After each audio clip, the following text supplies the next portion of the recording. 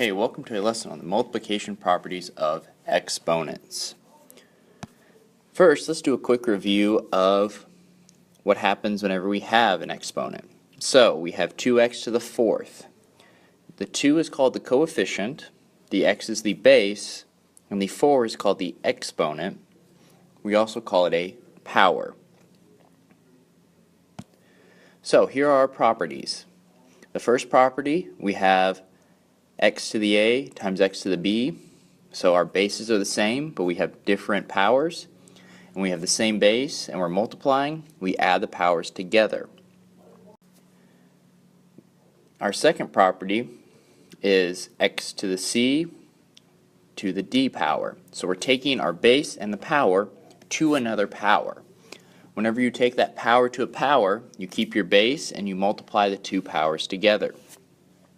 Finally, we have x times y in parentheses to the power of a.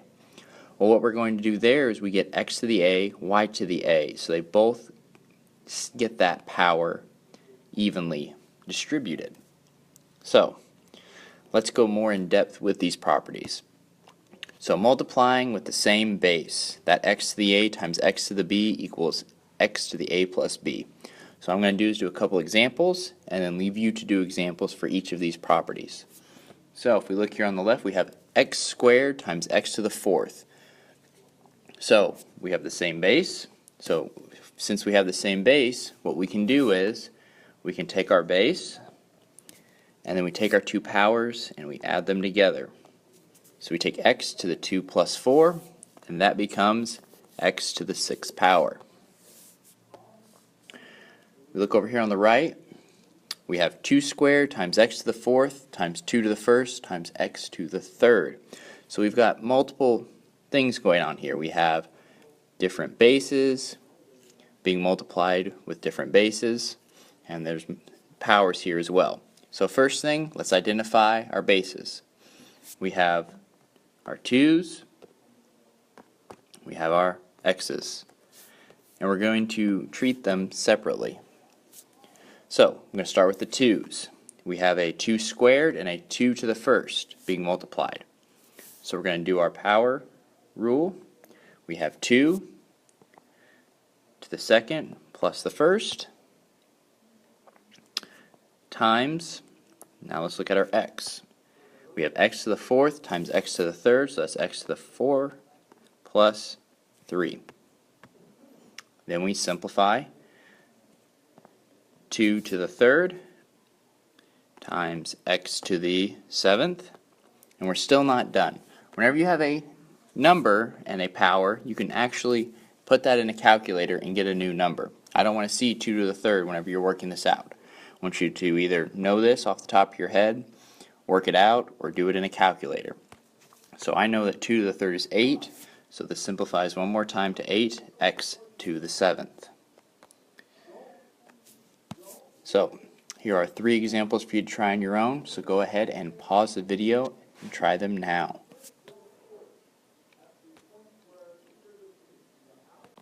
And here are the solutions to those problems, so go ahead and pause the video again, check your answers.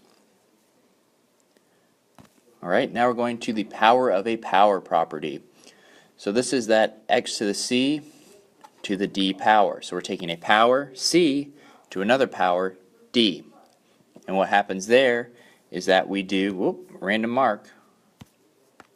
What we do, which this is incorrect, this should be a multiplication symbol. We take x to the c times d. So we multiply our powers together. So let's take this x to the fourth to the 5th power. So we're going to rewrite it as x to the 4th times that 5, which becomes x to the 20th power. Over here on the right, we have different bases. So we have, first starting with the 2, we have 2 to the second power. So this becomes 2 to the second times 2. And then our x to the third, so x, 3 times 7. This becomes 2 to the fourth times x to the 21st. And again, we have a number, and 2 to the fourth is 16, so we get 16x to the 21st. So, here we have 3 examples for you to try.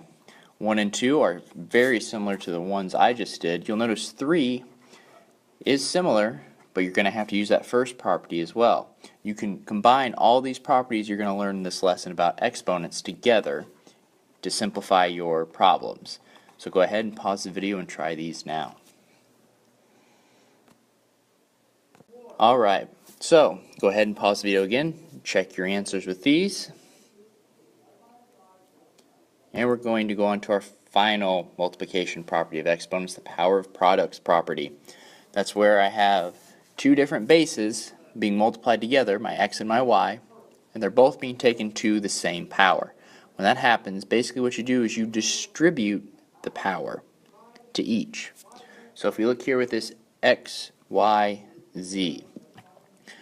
So we have x times y times z, and these are all to the first power. What you're basically going to do is you're going to distribute this 2 to each of these. And whenever we remember the distributive property, it was multiplying. So what you're going to do is if you're going to multiply. So this becomes x to the first times 2, y to the first times 2, z to the first times 2, which then becomes x squared, y squared, z squared. Over here on the right, we have 2 times x squared times y cubed, all of that to the 4th. And that 2 has a little 1 here that we don't always write. So we're going to do the same thing. We're going to distribute this and multiply. So 2 to the first times 4, x squared times 4, and then y cubed, and that times 4. That becomes 2 to the 4th, x to the 8th, y to the 12th, and our 2 to the 4th becomes 16.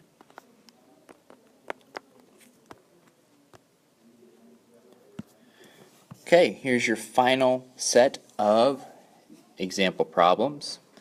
So again, number 3 has a combination of different properties together. So go ahead, pause the video, and do these now. Okay, so here are the solutions to those example problems. Go ahead and pause the video and check your answers. After you've done that, this video is over.